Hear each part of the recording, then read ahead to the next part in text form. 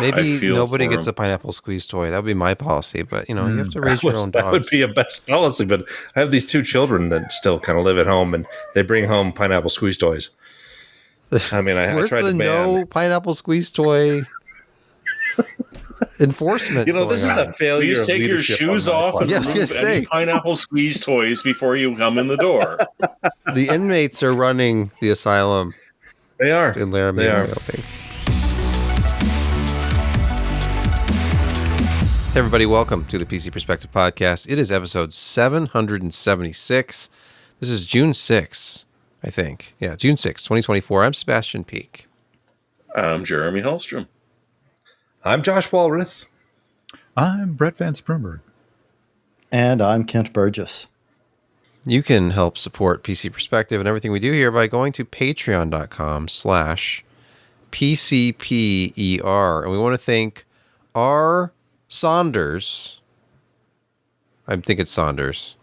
It is. Oh, it's pretty sure it's Saunders. K. It's Saunders. Booth. No, you pronounced that totally wrong. Oh, all right. Kabuth. Both of these guys, I mean, you'd think you'd throw a few dollars in and, that can't make a difference. You know what? It does. It absolutely does. Because if enough of you got together, that and $5 more would buy It sounds Josh a like burger. PBS, but it's so true. Every is. dollar counts. Operators are standing by. We have our most important segment to get to, Indeed. of course. Josh favored us with a burger this week, right, Josh? Right, Josh? No burger. There was not a special this week, and suddenly the idea of barn show tots sounded really, really good, and so barn show tots you don't see much there, but it's just packed full of stuff. It's a bed of freshly fried tots, covered with fresh cut jalapenos, onions. That's smoked pulled pork you see in there. Oh, yes. And on Yes, top of it all is a spicy barbecue sauce.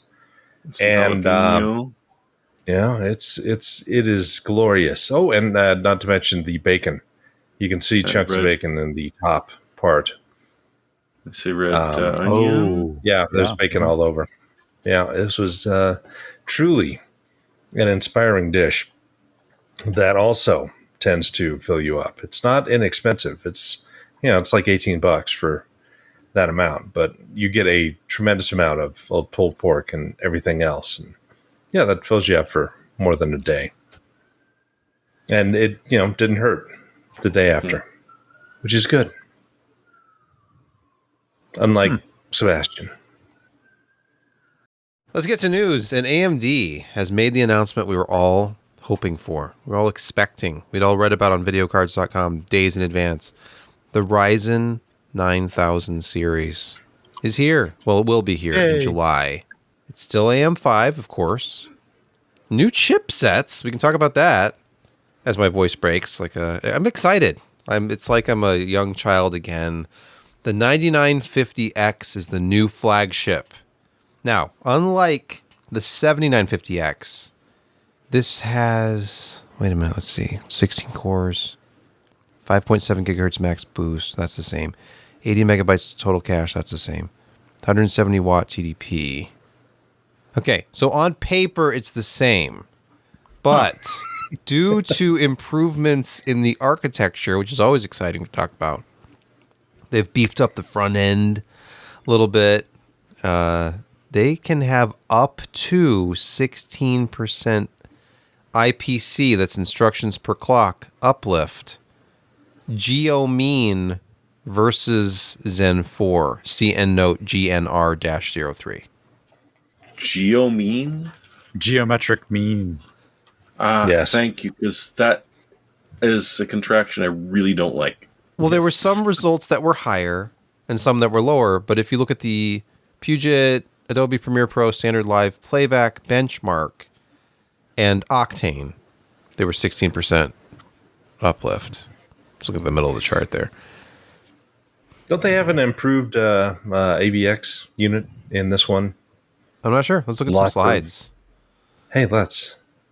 next gen high performance CPU core, improved branch prediction, That's accuracy, and something. latency, higher throughput with wider pipelines and vectors, deeper window size across design for more parallelism. They have up to 2x of the instruction bandwidth, data bandwidth, that's L2 to L1, and L1 to FP. AI performance, yes, Josh was right. AI and AVX 512 throughput up to 2x. I just don't see how this can be a success. They only say AI once in this entire presentation. No, I intentionally edited that out. I said AI was invoked very heavily, but others can report on that aspect of this upcoming launch. If you actually go to their press release, AMD unveils next-gen Zen 5 Ryzen processors to power advanced AI experiences. And on stage, they changed the AMD logo to the letters AI PCs, AI infused directly on your laptop. Ryzen AI 300 Let's do series. a find for AI AI. experience. 140 matches for AI on this page. AI Yes, Lisa- infused. Yes, Lisa liking said AI quite a bit during her keynote. You'd have been drunk. Then, of course, Jensen said it even more. But I think the award has to go to Pat Gelsinger, who I believe was under directive to say AI every third word. It was very impressive. He did more than every third word, I think, because they won. There was a bet on which company would mention it the most, and Pat, he was the ringer. Pat won. Well, good for Pat. The cores themselves, I mean, they've been massaged. Again, AVX improved. I think because it used to be kind of a double pumped, 2 by 256 to fuse it all together. And I think this is the first, 512 wide AVX unit that AMD has done. And so they've really improved that, as well as, just throughout the entire architecture. Removing some bottlenecks. They haven't done much of the cache structure because they just have so much damn cache as it is. It's kind of nuts. But a lot of people were thinking that maybe it's only about 5% IPC, and even though the boost clocks are similar, their actual running clocks on these are going to be generally quite a bit higher. So, say you've got let me take up my. I'll look at my. Gosh darn it! What am I talking about? My task mangler, and look at my CPU speed. Can you share your screen with us, Josh? To 4 what? Can you share your screen? Can we look at your task mangler with you? I will not. Do that because you don't want to see Show my me your hentai cores. background. No. Show me your cores. The bookmarks. No. Anyway, my CPU runs at 4.1 gigahertz, and it boosts up to 4.4, 4.5, and it's the 5800 X3D. But in this case, you'd probably see if this was given that same treatment, and the next generation, it would be 4.3, 4.4 consistently. So they're getting a tremendous amount of their performance just from clock speed. And that's not a bad thing, because apparently these are far more efficient chips than the previous generation 5 nanometer stuff. As we can see by having the 9700X is a 65 watt core. And the 9600X it's the same, 65 watts. It's been a while since we've seen TDPs that kind of reflect that for a top end 8-core chip, 65 watts. It's been a while since we've seen something like a Intel 6800 XT at the kind of high end. Of course, the 170 watt ones are pretty toasty, but we expect that anymore, and that will probably be the overall fastest core when it gets released here in July, which is far quicker than some of us were expecting. And that's not a bad thing. This is going to be a really fun and exciting year for reviewers who get sent samples like Sebastian. He'll be grinding a lot. Well, yeah, if I'm still important enough to get samples, who knows? We'll see what happens. You might be. I might be. think But you know what? It's good to see the IPC coming back, because a lot of CPUs have suffered in that space due to branch prediction problems and the deeper pipeline issues that they've had with security violations, and being able to sort of manipulate that and glean data as a way of crossing the boundary and getting access to data certain processes shouldn't have. So that's been an issue with both Intel and AMD. So it's good to see them doing some IPC improvements, but they're bragging about getting some of that performance back. I'd be curious to see if that's going to hold and whether or not they're going to find any holes in that. Again, it hasn't always been smooth sailing in that space. And of course, the new motherboards are interesting, and hopefully these will be a little bit more consumer friendly than the previous generation stuff. I don't want to just be constantly negative and frowning and saying snarky things like, hey, Intel Envy has reached a new level because now AMD has to have a new chipset with every CPU launch. And we're still on AM5 though. Don't worry. I'm not even talking about the numbering. I'm talking about how, say you spent $600 on an X670E motherboard with your 7000 series processor. You want to get the most out of your 9000 series processor. And you want to get one of these X870 or X870E chipset boards, which they will probably be very expensive as well, because now the standard has moved to they must have Gen 5 for graphics and NVMe on all X870 and X870E motherboards. You have to have higher memory overclocking support. I feel like some of this is going to fall on the motherboard makers to use more copper and more layers and signaling. Not default overclock I think the most important thing about this is maybe that these processors will support higher memory overclocks out of the box. If they're advertising higher AMD Expo memory clock support with the new chipsets, does that mean that there isn't going to be the same issue we had with going over like 1.3 or 1.35 volts with Ryzen 7000? I don't know, but I do have some optimism here in that the way they have kind of it set up, it allows the motherboard manufacturers a little bit more flexibility with configurations than the previous gen. I mean, there's still going to be high-end boards. There's still going to be, there's going to be somebody making $1,000, $1,200 board because it's what they do. There's going to be $600 boards.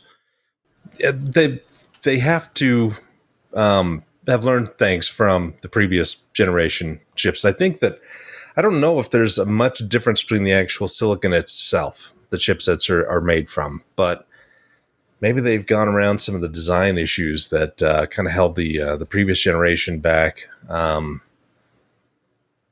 you have to figure that they're finally getting the firmware down for these boards that, you don't have the 30-minute boots. I know that's an exaggeration, but still, sometimes they can have long memory training boots and better support for what is their memory technology? I can never remember it. Expo. Thank you. Mm-hmm. Yeah. If anything, I hope that at least this means that X670 is finished. It's called X870 now, and it's ready. And it'll have mature microcode. Because I don't want to be overly pessimistic here, but it does sound like a mild refresh with the 9000 series. Like it's like the 890 FX to the 990 FX chipset back in the day. The vast majority of improvements were kind of under the hood in terms of firmware, overall design, pricing. So yeah, it's. I think they're the same. No, well, I was talking about the processors too, though. Like, they're a very mild processor refresh as well, right? What do they talk about process technology? Is this like a node shrink, or is it just enhanced? No, it's a node shrink on the CPU side. Oh, is it? The actual CPU dies themselves, I think they're 3 nanometer? 4? Well, what passes for 3 nanometer? Or 4. Man, I mean, it's who the hell knows what it actually is, but it's better than the previous gen. Yeah, and 4. Sorry. Well, you would think that there's your clock speed right there, but it's the same TDP and the same clock speed, but at a smaller process node. Yeah, but they're a lot more efficient. Again, I mean, yeah, their top TDP is 170, but their mainstream 8-core is 65. Yeah, that's where the real excitement should be, honestly, is those 65-watt parts. Forget this 170 stuff, which, of course, the 170 just means like in like PPT max state, which is like 220 to 235 or something. It'd be nice to see products that are actually, below 95 all the time. I think the excitement should be for an eventual 9800X3D with a 65-watt TDP. That's the sad thing. When they released the first X3D part for the high-end enthusiast DIY market, they basically spoiled every other launch, because who's going to buy the 9950X when they know that a 9950X 3D is coming? Unless AMD doesn't do it this generation, but they've done it 2 generations now. I would expect those X3D parts to be a November time frame. I mean, the technology's there; they have everything set up, but they want to get these kind of ones out the door. And I mean, it's a getting those 3D memory chips. Why is my dog whining at this point in time? They threw him into my office. That was the door squeaking. And anyway, never a good sign. He wants family. But anyway, actually putting those 3D chips on top is a chore, and it's expensive. Okay, well, what about this? We talked about the fact that there are new motherboards, new chipsets coming. What about this whole longevity of the AM5 socket? Because here's a report at Extreme Tech, but they've confirmed that AMD has confirmed that AM5 extends into 2026 now. If you buy a board right now, are you confident that you will have support for all the latest and greatest CPUs for the next 2 years? Or are they just going to keep on releasing new chipsets? Feels like an Intel timeline at this point. I mean, AM4 lasted from 2017 till now. It's still going. But on the same chipsets. They refined it once. Yeah. It's what, the 370, 470, 570. Oh no, but what I'm saying is like from 2019 to right now it's the same chipset. It's like B550 and X570. Yes.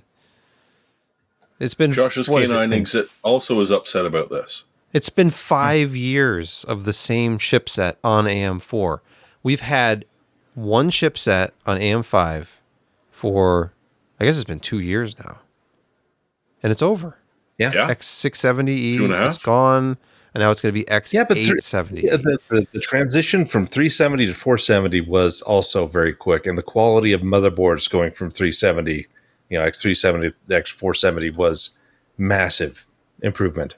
I mean, that first generation, I didn't have one of those boards. I get an X470, and out of the box, it was a good experience. I think that we're going to probably see this with the X870 chipsets as well. I mean, just history kind of repeating themselves, and AMD does the same thing over and over again when it actually, works. So that's I think that's a positive. I think he at least hit that one out of the park. I think that's absolutely. I forgot about X870 forgot about X370 to 470. That was pretty quick. So yeah, you're right. No, we do complain if the chipsets change too quickly. Oh my god, I just bought this socket last year and now I can't use this socket again. It's frustrating, but there's a nice middle ground between, wow, I bought this same motherboard literally almost 6 years ago. And why the hell are you changing everything? I can't even upgrade. A happy medium would be nice. We'll see how this generation works out. But you know what? AMD had a lot more to say than just about this whole consumer DIY space because they've got bigger fish to fry. In the data center these days, Josh, I'm sure that you can speak more eloquently about this. The memory improvement to Instinct MI325X and the rest of their accelerator roadmap. Yeah, it's a tremendous amount of memory. Big stacks of HBM. Is it HBM3E? I believe. Yep, HBM3E. Yeah. And I mean, it's just a huge amount of memory per stinking chip. And these chips are, what, $19,000 a piece is kind of the expectation. They haven't officially told it, but their current ones are selling. I think they're selling the MI300X to Microsoft for $10,000 a piece, and everybody else gets them for about $15,000 a piece. But a huge amount of memory bandwidth. I mean, just absolutely disgusting. 6 terabytes per second on the MI325. Again, this is going to be a Q4 product. Otherwise, it looks pretty identical to the MI300X in terms of overall performance, but just, that sick amount of memory. How much memory is that, Josh? 288 gigs. You are correct, sir. Yeah. You see, even my dog is excited about the prospect of having an MI325X at 288 gigabytes. He's just overcome with passion and some extra bandwidth. Can't believe it. So here's the story. We have one dog that attacks the others, and we have to let that other dog out every once in a while. And the other dog has a monopoly, let's say, on these pineapple squeeze toys. And so whenever Cody is back in my office, being stayed away from this other dog, and the other dog is squeezing said pineapple squeeze toy, this is what happens. He gets very overwrought and jealous that he does not have a pineapple squeeze toy.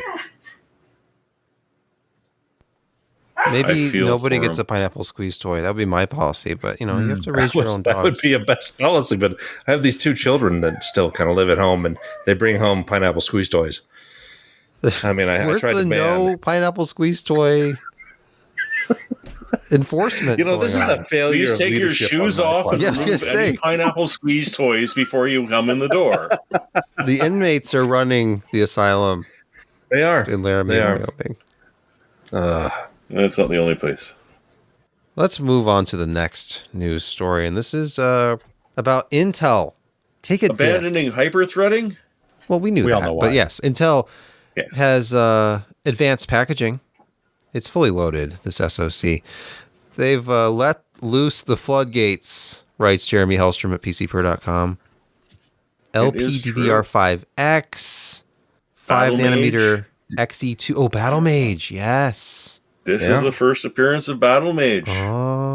So you know what's amazing about this chip? AI? A lot. Not a single chip is manufactured by Intel. Mm-hmm. Ooh. It's a huge change in the wind. It's all TSMC. It's TSMC. I mean, they package it, but it's all TSMC. TSMC rules the world now. They do. Well, for now. Bad things might happen, but we won't bring that up. Bad things might happen. Mm-hmm. But yeah, this is proof that Battle Mage will be coming to at least some platforms. Might not be a discrete GPU, though we hope so. Oh, it will. It would be interesting to see. It will. Yeah. Oh, I mean, they've produced it. They fabbed it. We're gonna have this debate again. They fabbed it. Why wouldn't John Petty Research recently did a study on graphics card market share, and it was 88% NVIDIA, for the desktop, 12% AMD, AMD. and Wait. is the last time I checked, 88 plus 12 is 100. Yeah. The Yeah. Intel was considered a negligible amount, so It's a something margin of error. a rounding error. Point Just like something. Matrox used to be until about 10 years ago. Now, this is just discrete. Oh, I mean, yeah, TAP had a pretty good presentation on the entire thing, and so they went from SIMD8 to SIMD16, and apparently that's one of the bigger kind of foibles of Alchemist is that you had to do a lot of work in the driver and the real-time compiler to get a lot of this code to get put into chunks that is better for the shape and size of the vector unit on the Intel product. But with this change, it makes it a whole lot easier. And so they showed off F1 2024, which was released last week, running at 60 frames per second with XESS at 1080p on their Lunar Lake part, which from everything it sounds like they've gotten their integrated performance up to where AMD has it, which is a really good and competitive thing. And this product scales up, obviously, and you can make it into a discrete card. And there are a lot of things that they kind of took out, a lot of optimizations, and they probably will not have a $400 card when it was released be as big a die size as it did. And they'll probably have, a much more modern process technology than what they did with Alchemist, which was a 6 nanometer part. So I would expect, at least 4 nanometer stuff to be hitting the street here at the end of this year for Battle Mage. And yeah, no, I think that there are some real possibilities there that they could take some market share from NVIDIA. They're prime for the taking if they have a good enough product out and they have as good software support. Their software support is leaps and bounds better than what it was 2 years ago when we saw this released. So again, I'm somewhat optimistic about this because I would say you're very optimistic about this. But they couldn't have they couldn't have been worse. The launch couldn't have been worse. So the Battle Mage could have a much better. The problem is, mind share. How do you get the buying public to accept that? Well, this time when Intel's launching a new architecture, this time they're ready. This time they've got the driver support because it came out and it was Jensen hyped. Launches his next graphics card at about $3,000 a pop. They have all the power, though. All NVIDIA has to do is say, oh, well, we'll trickle down some of that performance. We'll give you 4080 level performance for $400. Well, now what do you say? Yeah, they can do that whenever they want to. They just don't have to. If they ever have some real competition, then it's just like all right, we'll take a little bit less profit on this card, and now we dominate again. So NVIDIA became a $3 trillion company yesterday or today, surpassing Apple. TSMC, TSMC actually. I saw a story today that TSMC is considering a price increase, and Jensen is encouraging them to do so. That will only hurt Jensen's competition. And Jensen likes to hurt does competition. The thing is I watched his entire keynote as well as Pat Gelsinger's. And I mean, it's obvious from the wall behind me. You guys know I love my NVIDIA cards, but I'm beginning to wonder if NVIDIA is starting to not care at all about the consumer graphics card market because it is such a tiny part of their overall business now. It is such a small part. 2.8 billion, I think, was last quarter's discrete and mobile GPU. But how much is that discrete How much of It's that roughly discrete the was same bought size. to make like low budget AI, training systems? For the number of years, it's remained roughly the same size. If you look at the chart, consumer spaces, it's varied a little bit, here and there, but you could see the underlying enterprise, and now this massive AI investment has just made it a minuscule part of their revenue stream. Yeah, They will I mean, sell.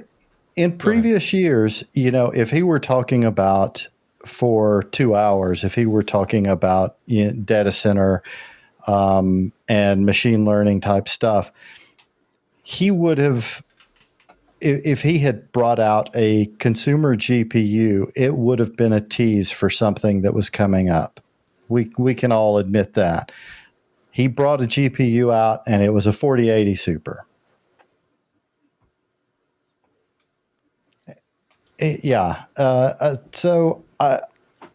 There were a few trends at Computex this year that really concerned me about the consumer market for gaming and enthusiast PC. One of them was there's a huge number of power supply companies now that are showing off their new 2,000 to 3,000 watt Yes. PSUs. Yes. Developed during mining, and now they can finally bring them back because they're needed for these. What do you call it? New What is it called mining. when you have a rack of It's the new computer mining. It's Call it all what you want. making. It's the new mining. What is the technical term? AI tokens. That's what AI Jensen was mining doing. rigs. I don't know. ML but racks. Large language model. should definitely start pushing 1,000 watts through 20 gauge wire, though. That's going to be great. Yes. No problems. 20. Well, I would hope that at least they're using 14 gauge. Oh, I'm sorry. I'm talking about the size of the pins in the Oh, right, because of the connectors. the tiny little. Is it even 20 gauge? I don't. Because it's stranded and it's really small. It might be smaller. But don't worry. I know the that- fuse boxes. I know that pulled us off fuses of with the main audio topic, alert on them. but Kent, I am proud of you. I'm sorry that it's come to this, but I think that if you've just watched the last couple of years, it has become evident that just look at it. If you're ordering a wafer from TSMC and you can sell a chip off of that wafer packaged as a consumer graphics card for $1,000 or as an AI accelerator for $10,000, you'd be a fool to sell it for $1,000. So I don't think that these companies who just see unlimited money in AI right now, there's not any, like the only reason we saw consumer graphics cards continuing to be produced during the mining craze was because miners were buying consumer graphics cards. They didn't want specialty cards. There was that whole token, like, we're going to produce mining specific cards that don't have display outputs. And that wasn't necessary. They're like, no. Just give us all the Why don't you 3060 get an Ti. ASIC and just do it on the cheap for very rewardable? But no. I want to buy an RTX card and do it, or a GTX card and do it. So if you don't like what NVIDIA is doing, buy a Radeon card. Unfortunately, AMD, what did they say about Radeon, by the way, during Computex? What did Lisa have to say about Radeon? Nothing at all. No Radeon. So, we've got a mild refresh to Ryzen 9000 with the same core counts, same cache, same clock speeds, same TDP at the high end anyway. We've got some refreshed motherboards coming. Get excited. They're putting RDNA 3-ish in it. 3.5. Yeah. 3.5. Yeah. So it's just, but the consumer graphics space is like all NVIDIA right now. Circling back to that original point, though, the thing that I am really most excited about in new products coming up, I really am excited to see if Intel can give us a good product with Battle Mage and at least make some competition in the low and mid-range prices to keep that market under control. It's gone out of control. Let me give you two numbers that will kind of bring us down to earth, because eventually the bean counters are going to get involved. And that number is 70 and 3, and I think it's 70. Could be 50 or 70, but one of those numbers. $70 billion this past year has been spent on AI chips. Mm-hmm. The companies have made around $3 billion from productized things. That's unsustainable.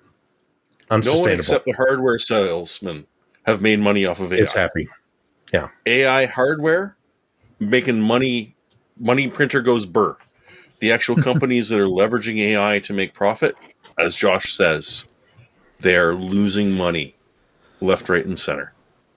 And there's going to be a crash where they're going to put harder constraints on consumer access to AI in terms of performance, or for like what's the stick in Copilot?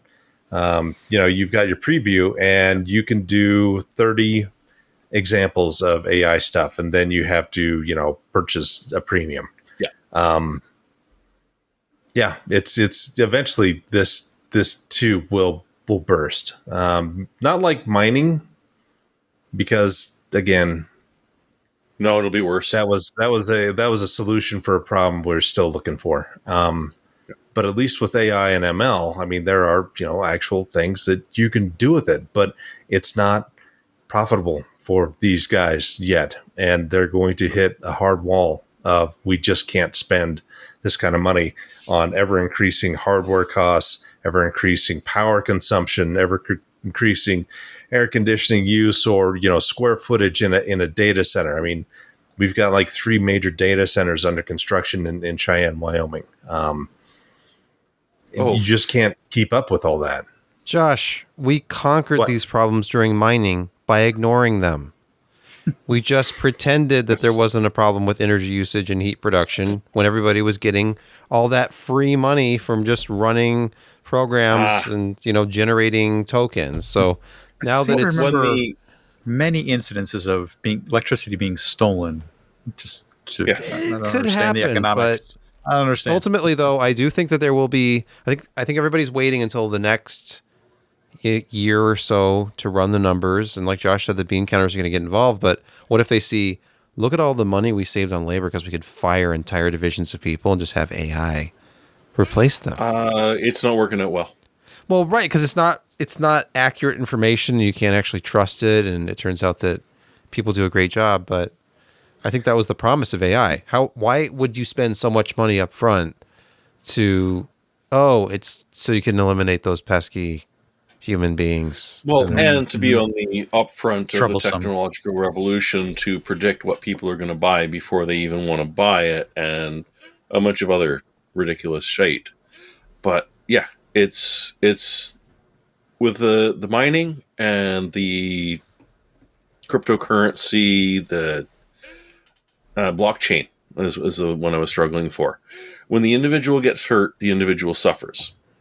Where when the giant corporation gets hurt, there is fallout, and the individual gets hurt as well, but in a much larger sense. You're right. Josh is absolutely right that, and I believe it is $70 billion has gone in for $3 billion return. Unless you're NVIDIA, in which case you're laughing because you're making all this money. But companies that are investing in it, they're not seeing the return.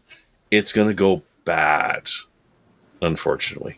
So anybody who ever looked at Apple and thought, like, what are the profit margin on their products? At one point, I know that the word out there was like they make 400% profit on all their hardware. And, well, I don't think anyone in the modern age has ever made 79% profit after all expenses as a company doing the kind of volume that NVIDIA is doing. A fabless semiconductor company doing that kind is unbelievable. Unheard of. And it's not even lucid logic. Yeah. No, because people actually want it. If there is one other point that I could make, we're still obviously very early in AI stuff, and the things that they've had seems to make more and more, need more and more performance. We're starting to see actually better solutions of, these models that don't require as much performance. They're getting that software more under control. So there will come a point where, they have better software, and it's like, hey, we can't afford to buy any more machines. We can't afford to buy any more cards. Can't scale the power into this data center anymore without, incurring huge costs. We got to keep doing more with what we've got. And we have seen improvements. There are fewer cycles in certain applications that we're already seeing. So, maybe at first I thought, AI stuff is only going to be, about a year until burst. And then I thought, well, no, it's going to be longer than that. And now I'm kind of moving back towards, we're looking at a year and a half before kind of the bubble really, really takes a hammering. I think you're about right. But to circle us back, one of the interesting things about Lunar Lake that we were talking about before all of this burst out was that generally it's looking at a peak power consumption of about 17 watts. It can spike up to about 57 watts. But when you compare that to like an Apple M2 or, even the Snapdragon X Elite, that does sort of bring the power consumption of AI down a bit. I don't know that it's going to work so well, but we shall see. Yes. Next up, Hackaday is reporting on the way, you want to work around limitations if they're artificial, if possible. And if you're really handy with Kapton tape and like making tiny cuts and sticking tape and LGA pads. Yeah, we've never done this before, have we? Yeah. But here's the map, and you can do it yourself. You can make, what is it? Intel motherboards with a Z170 or Z270 chipset support 8th generation processors. Yeah, 8th or 9th. This is sort of one of those. Clearly, Intel is doing these sorts of things on purpose, as if we've always suspected. How dare this you? just sort of, exactly. This just sort of pins it down to, well, just a few pins they moved around. And some of them are isolating, some of them are connecting pins, but it really is not that much of a stretch because somebody figured it out. It's an older version, of course, 170, 270, only moving up past 7th to 8th and 9th generation CPUs. But it still points out that it's kind of a game with Intel, more than likely, especially if the pin count is so close when people can figure this out. And this is sort of an interesting side story that coffee mod, I guess is what they're calling it. That the hot coffee mod? Motherboard. Yeah, I've heard about that. No, Coffee Lake. This is a little bit different. The hot coffee mod renders it inoperable. Yeah. I guess it depends on what you use for thermal paste in your house. It's a pin. Anyways, if you're handy with Kapton tape and a magnifying glass, you might want to take a crack at this. Excellent.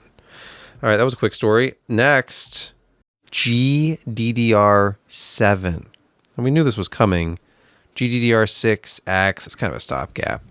But GDDR7, well, they're saying it's for AI.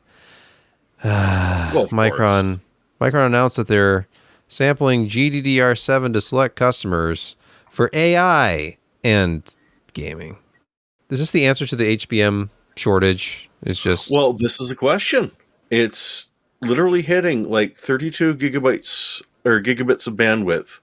So on a 384-bit memory bus, you can see about 1.4 terabits of system bandwidth. So it's up there with HBM. I think price is going to be the big thing. Can they do this cheaper than HBM, or is it going to be about the same price?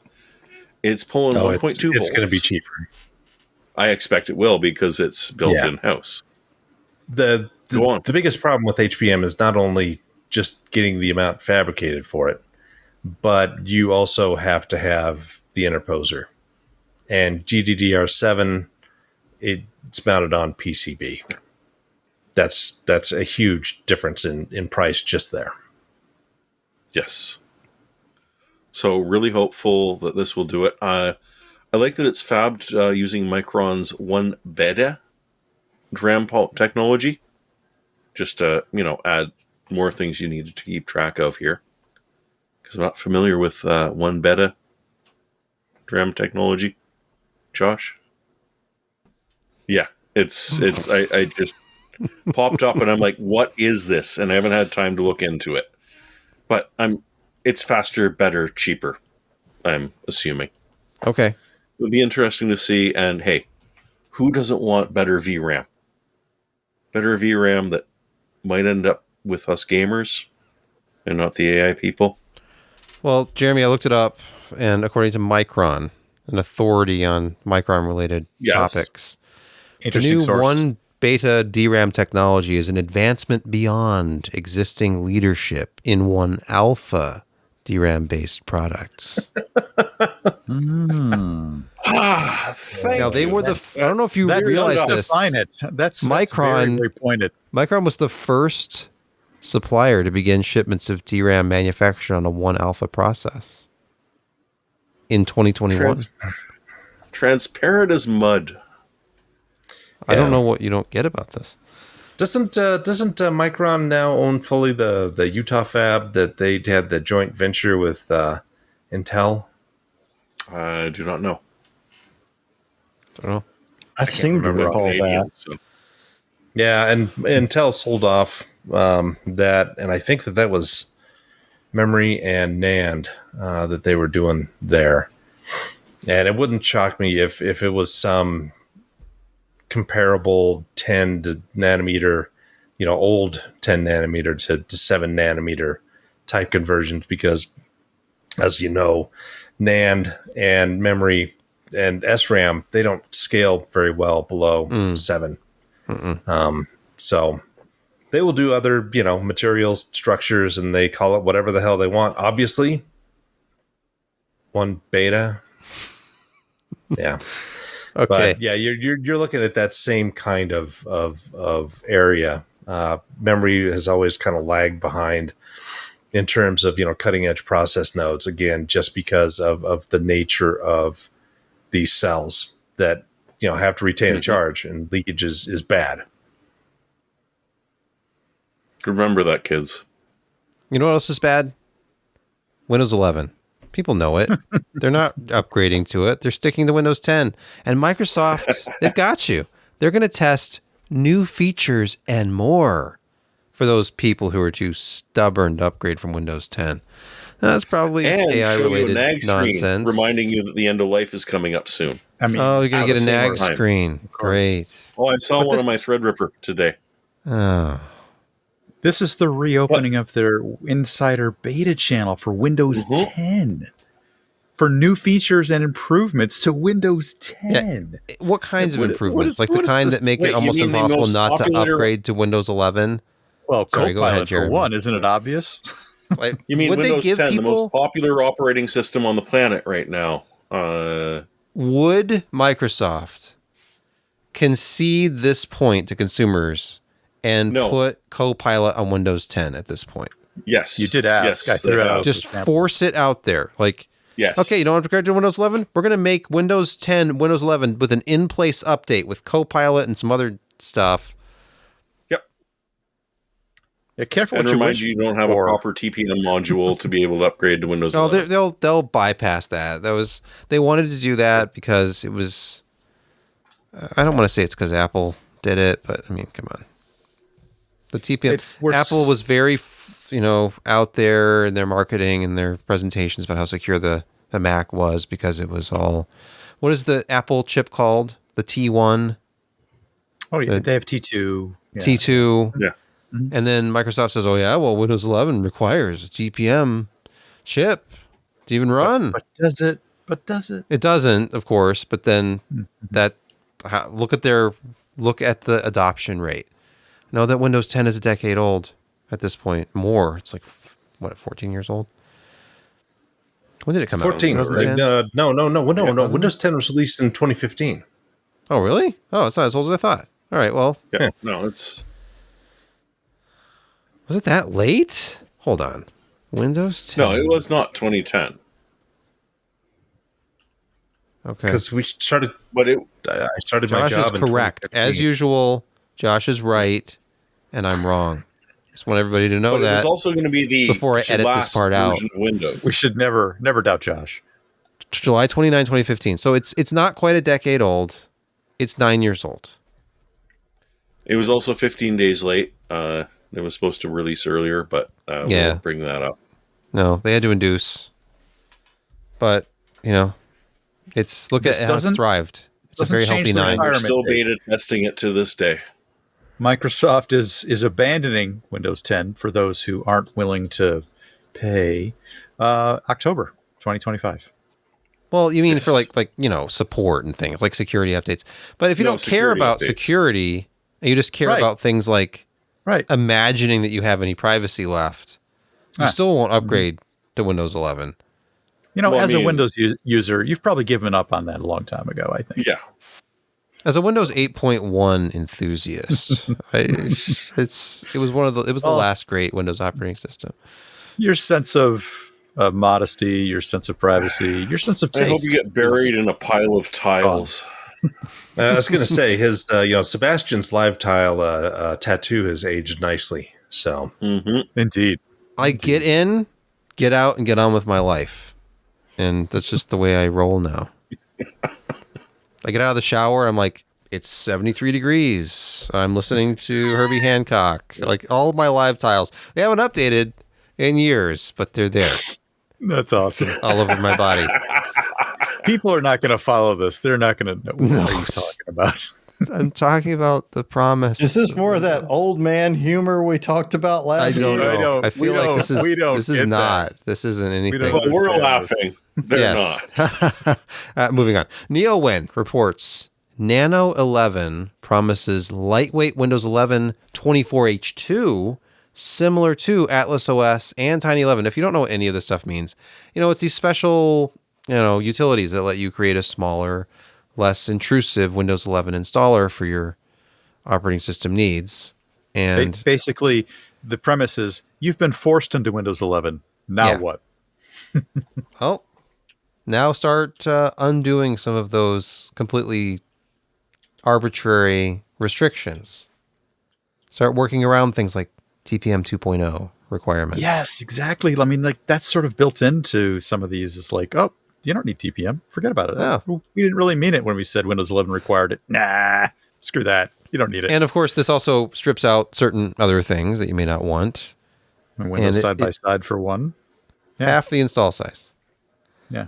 But you won't be able to roll back to the Windows you used 2 years ago, but really, who does that very often? No, you need to be clean installing. Clean install your operating system. Windows. And then when it starts misbehaving, wipe it. Do it again. Wipe it. Install again. You've been naughty. Yeah. I'm wiping you and starting again. Hey, the other thing you're allowed to do that with like going to the bathroom. Is Defender. It leaves out Defender as well, but it probably wasn't doing you any good anyway. So just do something else. That's not raising any red flags at all. Bad. It's taking out all of its own protections, but that's fine. Exactly. It's not remotely connecting you to anybody. I think the word you used was clean. It's clean. Yes, it's pure. Pure install. No, that's going too far. Okay. Clean, yes. Pure, no. Speaking of clean and pure, there's nothing more satisfying than downloading music for free. And everybody who ever took advantage of it's been 25 years. Yes. Since Napster launched. June 1st, 25 years on Napster June 1st. bad. 1999. What was going on in 1999? The Phantom Menace was in theaters, and people were downloading the Phantom Menace soundtrack on Napster. You ended up with a virus and an NSYNC concert you really didn't want. Can you believe MP3 was only 6 years old when Napster launched? Yes, I can.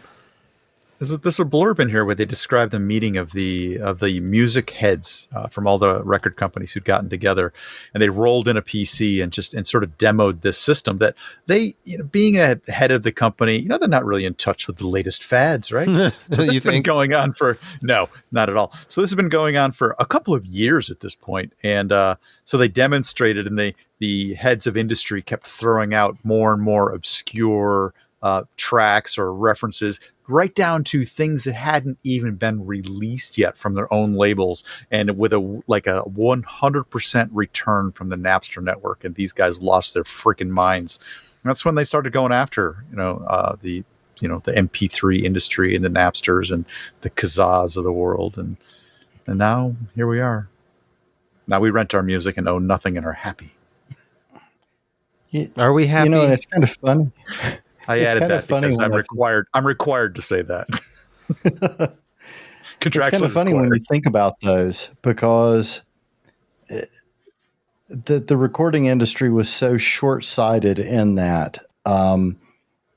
For instance, I discovered a lot of bands that I'd never heard of via Napster and Kazaa and the file sharing. My wife and I discovered a band that we both like called Blind Guardian, and we bought their entire discography and have bought everything they've released since then.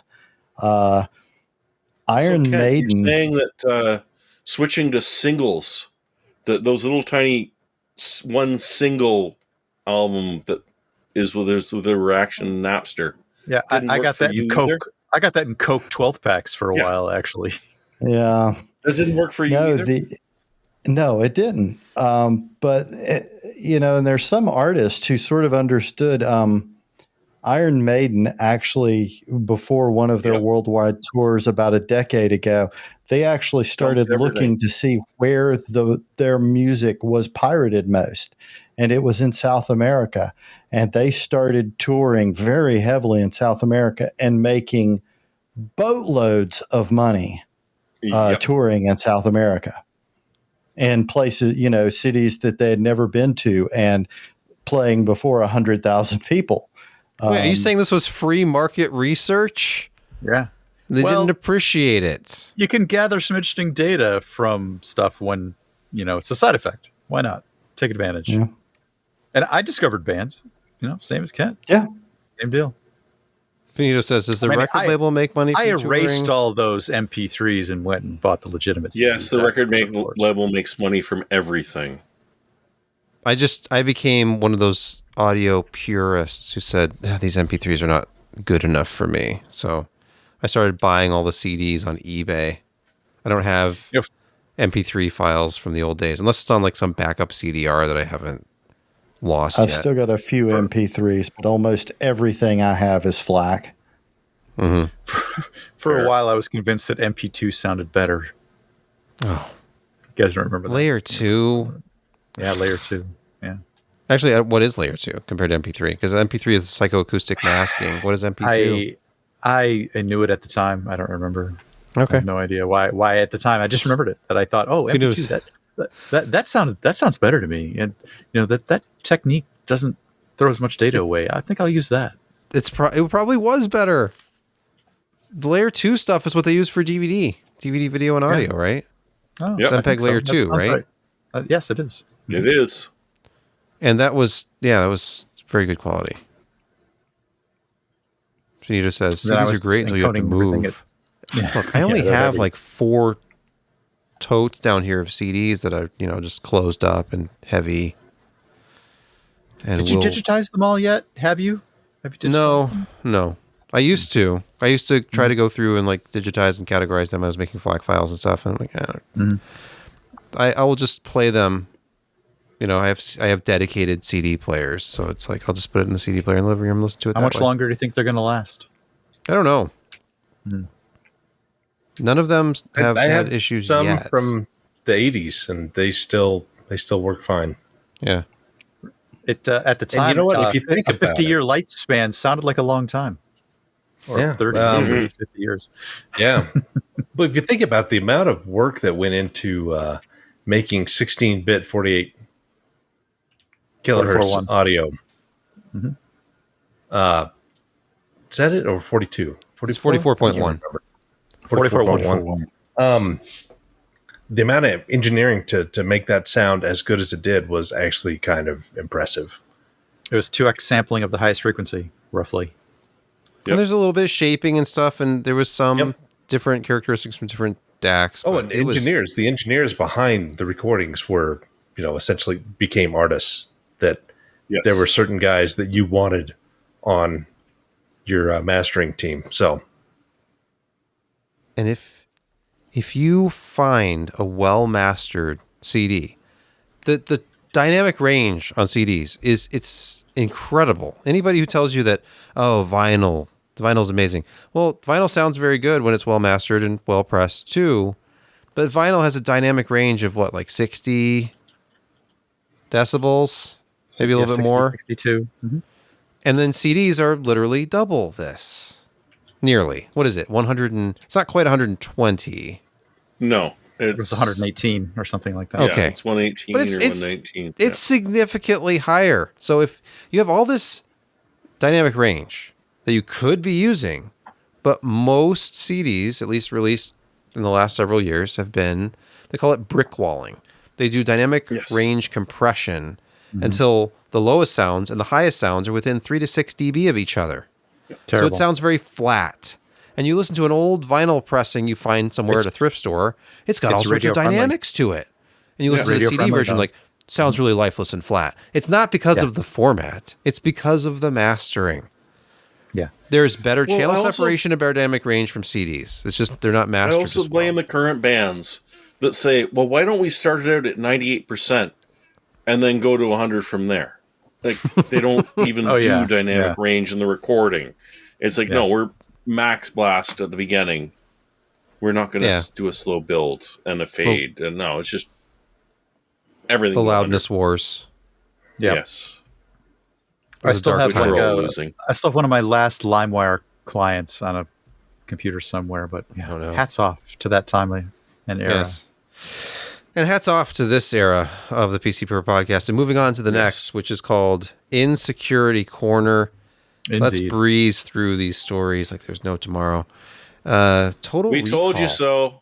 Total Recall? Yeah. Is this really a privacy told you. nightmare, Jeremy? Oh, is this more yes. fear-mongering? Oh, tell us, Jeremy. Do you like the ability for your computer to capture everything that you put into it, in plain text, capture it, upload it, and literally anyone with access to your machine or just remotely can gather all of that information from your bank account? This sounds great. Jeremy, why would they do this AI? Because you might forget. Yes. Literally, even multi-factor authentication, which should be completely blacked out and not entered, your keystrokes are captured by Microsoft Recall. In case you might. What is the need to legitimate regenerate them at purpose some behind point. this AI?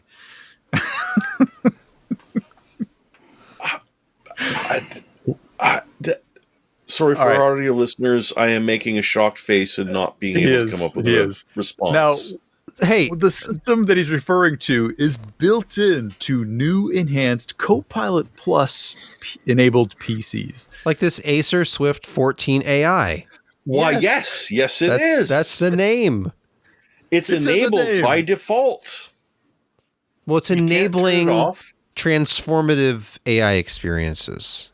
Yes, for you and anyone who touches your machine. So this background Microsoft-enabled Copilot Plus process is happily capturing screenshots and text as you go about your day and storing They said it away. screenshots. No, it's capturing text now. Oh yes, both text. Oh, you text don't and think they were screenshots. before? Okay, Well, that's cute. yeah, Well, they they are didn't now. admit it, but So we're actually highlighting this proof of concept hacker utility that basically mines all of that and just sucks it right out and goes like, here's everything that's being captured. How long do you think before this utility gets built into some way of attacking PCs, some malware that gets into your system and doesn't have to wait for you to log into your bank? Oh, no. That's exactly what I said 2 weeks ago. It just goes and mines it from when you logged in last Tuesday. It doesn't have to wait. It's got it all right there. No problem. And as Jeremy said, Microsoft has conveniently set it to on by default because this is definitely something you're going to want and make a lot of use of. it is worse than you think. We literally cannot express how bad this is. And I want to blame Microsoft, but I can't, because this is the war of the security team and the engineers and the programmers saying, you can't do this. And it's the marketing team and all of the brain trust saying, this is brilliant. How can no one want Copilot to capture everything they did just in case they need to do it again? Mm-hmm. Yeah, the marketing team won. This is not malicious. What is that? Do not blame on spite what you can blame on idiocy, to paraphrase horribly. You're in the That's you're in the pretty zone. much what it is.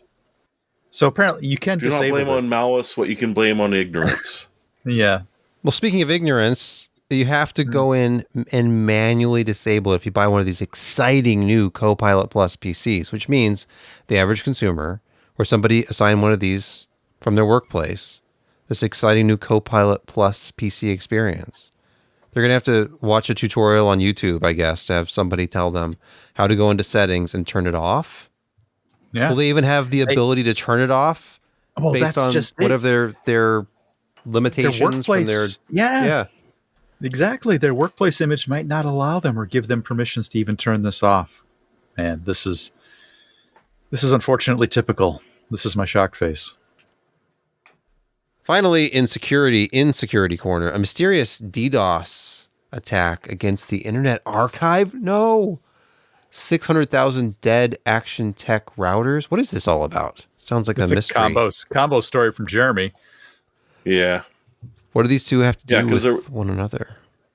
Well, I wonder if the Internet Archive is not using perhaps some of the Action Tech routers because they depend on the kindness of strangers to keep them alive. Which leads me to the question of who would be attacking the Internet Archive. Yeah. You know, apart from the fact that they're under a lot of different lawsuits from a variety of companies that are really upset that the Internet Archive has the sheer chutzpah to post stuff that's gone into public domain that they still think that they should own. They remembered stuff that the people who don't want things to be remember it that anyway. too. I'm not even sure But what I just also said there. copyrights expire, but yet they still think that Just maybe buy they it? should have a copyright. I was able to actually read that last year. I went back and they've gotten revisited better. the Just Buy It review on Internet Archive. There's so many things you have to rely on it for, and it's kind of alarming when you realize, wait, this is just like a volunteer-run thing that can be shut down at any time. Yeah, kind of. Yeah, it could die at any time, but when you need to refer back to say, no, this is what that said back then. Well, no, the new story says, and if I search on their website, this is what it says. It's like, no, go to the Internet Archive, look it up. That's not what it said at the time. This makes Orwellian maneuvers more difficult, so I can understand why people would be upset. Why the Orwellian people would be upset about it and be That's exactly what I said. Quite possibly, you know. Mm-hmm. Why the Ministry of Truths of the world might be pissed off at the Internet Archive.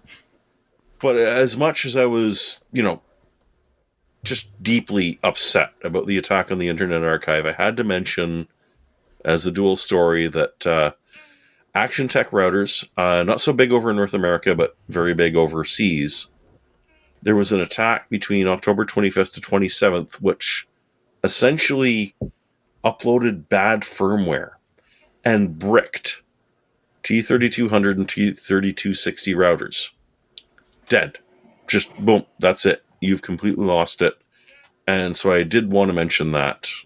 It's something to know about. I mean, that your router is one of the most vulnerable parts of your infrastructure because you don't own it. You don't technically know what's in it. You can tear it apart, but then the ISP gets mad at you. So, yeah, it's just good to know. Keep an eye on it. And, hey, if you haven't rebooted your router, if you haven't yanked the power out of it and put it back in recently, do that. It tends to reset things back to what they should be. Let's move to gaming quick hits. And our first story, Mech Engineer. For those who possibly like building mechs more than using them. Do you remember Micropose? Oh, yeah. Micropose simulators? Yeah. Mm-hmm. So they've put out a new game. It is even more obnoxious to try and control than the old ones were. I literally loaded up the demo. It's a free demo, but the actual game itself is like $15. And I tried to figure it out, and it was labyrinthian. And okay, so my cities are dissolving, but if I throw some engineers at this life support system, which is a tiny dot on a different interface screen than the one you're showing, it won't decay quite as bit. And then I can build reactors, because if you want to improve your mechs, you're not even allowed to just improve your mech. You have to build a reactor, test it, and watch it spin and see if it fires up or not before you're allowed to drop it into a mech. Then you're dropped into a combat screen that sort of reminds me of Syndicate, the original one, where you don't really have much control. The mechs are just doing what they're doing. And I won the first battle, and I spent some stuff doing other upgrades. I ended up with 6 mechs, and I threw them into the second mission, and this big electrical bolt came out and just killed all 4 of them at once. So it's an old Microprose game. You need to figure out what's going on. The manual doesn't help much. Again, classic Microprose. But if you miss that sort of thing of Subcommander, all the old ones where you needed to set everything up perfectly before you could even start to do things, this one's for you. Try the demo. You'll either hate it or you'll love it. Or you'll be like me and just scratching my head and going, "What? Where did I go wrong? Where did I go wrong?" Speaking of where did I go wrong, this next story, I don't know if this is a human interest story or just kind of a reflection of where we are as a society. It's inside of a game, so it sort of counts. Yes. Okay, so Roblox, it's popular. Kids like it for some reason. And IKEA will pay people £13 an hour to serve meatballs at its virtual Roblox store. So IKEA has opened a store within Roblox, so you can buy virtual IKEA components. How very corporate of them. They're paying people to serve virtual Swedish meatballs inside their virtual store, inside the virtual Roblox environment. I mean, well, I don't know if this is the blown my mind here is the next generation of stay-at-home employment, or this has just gone off the deep end. I'm not sure how to think about it. I feel like this is very temporary. Yeah. But look at the daily users. This is what they're looking at. They're like, oh, it has 77.7 million daily active users. And that's being used by... Yeah, but they're all AI. But it's being used by they're all these different AI brands trying to now. figure out the perfect Swedish meatball. Yeah, you're serving virtual Swedish meatballs for $17 an hour. I think I've seen it all at this point for today. $17 an hour? $17 an hour to serve virtual Swedish meatballs inside of an IKEA store, inside of a virtual space, inside Roblox. Yeah. This is, we've reached, I don't know. I don't know. What is this? I don't even know what to describe this as. So if you buy IKEA product in the Roblox and then try to assemble them, does it turn Roblox into a puzzle game at that point? No, you find out that you're missing a piece and you don't have a screwdriver. I think that's pretty much. Oh, Josh, I think your kids have a new job. No kidding. I would bring this to them, Josh, and go like, there's an opportunity for you here. Look into this. Let's move to picks of the week. Josh, please get us started. We all know I like to race. I don't probably do as much as I want to or need to, but I still do. And, direct drive wheels are now becoming the standard. It's harder to find older belt-driven stuff from like Fanatec. I mean, you just can't get it anymore. You can still do through Thrustmaster and Logitech. They still have, models, but everybody else is going DD. So Moza has a nice bundle. It's a 5.5 Newton meter with a good wheel for $519. So it's, $170 off. for a really nice setup for someone who, wants to really kind of stretch their legs in racing. Moza has good quality stuff, good support, and I think you'd be quite happy with it if you wanted to, dip in here. $520. It's not cheap, but it's not overpriced for what you get. And we've talked about this before, but 5 Newton meters, that's easier on people with perhaps more delicate wrists and hands. Gracile. Yes. Effeminate? I said No, perhaps gracile. more delicate. I said I don't know what gracile. you heard. Gracile. Yes. Last time I Gracile is asked the way Josh to go. about like weaker wrists and I was doing this. And he's like, you mean limp wrists? Like, I didn't say that. You hear what you want to hear. I'm just saying my delicate, guitar playing hands, Yes. will they be bothered by 5 Newton meters? No comment. Okay. YouTube All right. chat suggests svelte as the new Okay, nomenclature. so if you've ever played with the like Logitech, their dual helical gear, they're about 2 to 2.5 Newton meters. Okay. So you're doubling that. What was the old Momo wheel? The feedback on that? I have a couple I of don't those. know. I have not played it with a racing wheel newer than that. I was like Microsoft Force or Sidewinder Pro and a Momo. Yeah, they were pretty basic back in then. like 2004. I really enjoyed those as well. So I can't imagine what it would be like to play with some of this newer gear. That were just like ripped out of your hands.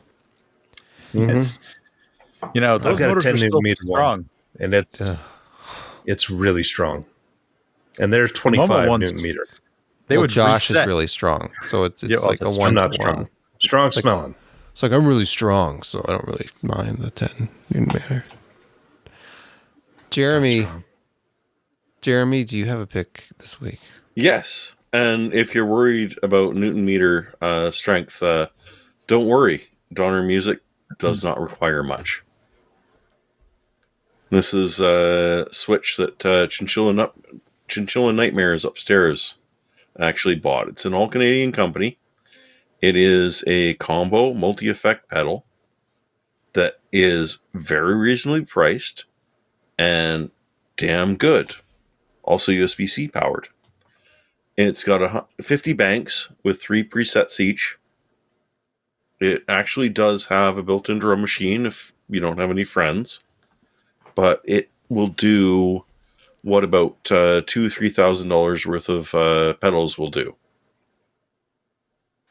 It's not absolutely brilliant, but it is very good for if you've got someone that's doesn't want to lug a lot of pedals around, or if you got an up-and-coming musician that's looking at guitars and is starting to ask you for, hey, I need something to plug my guitar into so that I can start doing some effects. This thing will actually do a lot of effects. And you can program them in. It's, as I think I mentioned, about $280 Canadian. It's a Canadian company. And buy it with a power supply, because otherwise you're going to pay extra for it. Sebastian, you should try this out. I've never done fun. a multi-effects, but the appeal is definitely there. They've gotten better, because back in the day, the multi-effects pedals were just garbage. They were horrific. They did a bunch of things poorly. This one apparently is doing pretty good. It's overwhelming how much you can do with these things. And if you don't have a pick, you should check out their travel guitar. Oh no! Okay. Oh All right. God, it's horrific. I don't know if I love it or AI hate it. enhanced? Can you? If it's not, AI. I'm not interested. There is no AI. If I can't leverage the power of AI. Well, sorry then. Brett, do you have a pick? I do have a pick. I think we all know, and deep within our hearts, the correct resolution has always been and always will be 16 by 10. To that end, you should be viewing your content on a 16 by 10 monitor. We're also a portable Wait, society. Mr. Ultra Wide set. Never mind. Okay. Yeah. The perfect resolution is 16 by 10. Okay. Okay. And then it's the laptop. Brett, are you a politician by any chance? I am. It's I can bend to fit the moment. Okay. Go with me here.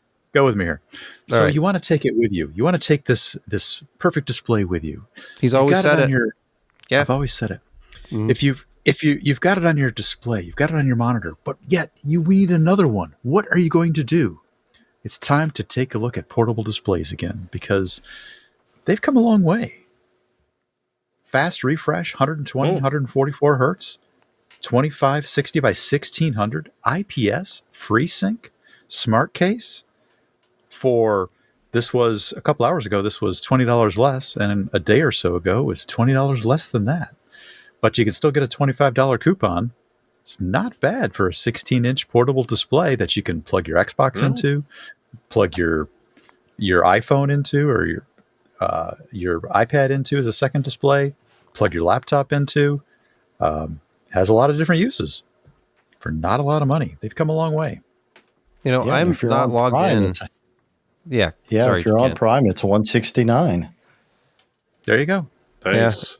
If I was only logged in, you'd see that low price. Is it $169 and then a $25 coupon on top of that? It is, yes. The only thing That's crazy. The only thing wrong with these that I've ever seen is that they have terrible stands, like the little flimsy iPad It's a folding. fold. Some of them don't come with a stand at all. VESA compatible. It is actually VESA compatible. It's not the only one, but this is a good representation of the sort of mid-upper tier of the genre now. And the stand looks fairly reasonable. You know, it's kind of the foldable iPad stand. Not terribly effective in all ways, but not bad. And I'm going to go back to my 34-inch display for next week. Yeah, exactly. 3440 by 1440 is the way. I've always said that 1610. Look, wait, what about we 4.3? Look, listen. 3x4. 3x4 forever. It's perfect for phosphors. Look, what I'm saying here is that the Ministry of Truth will live forever. That's all I'm going to say right there. All I'm saying is I've always been at war with East Asia. Exactly. We've always been at war with East Asia. The Billy Idol video, where the guy had the vertical screen working on word processing. He was, typical yuppie from the mid '80s. Why can't I remember the song? Cradle of Love. Cradle of Love. And you looked at that model and that monitor, and it blew my mind back when I was a sophomore or junior in high school. There was a monitor in that video? Yeah. Yeah. That's not what I remember from that video. Fair.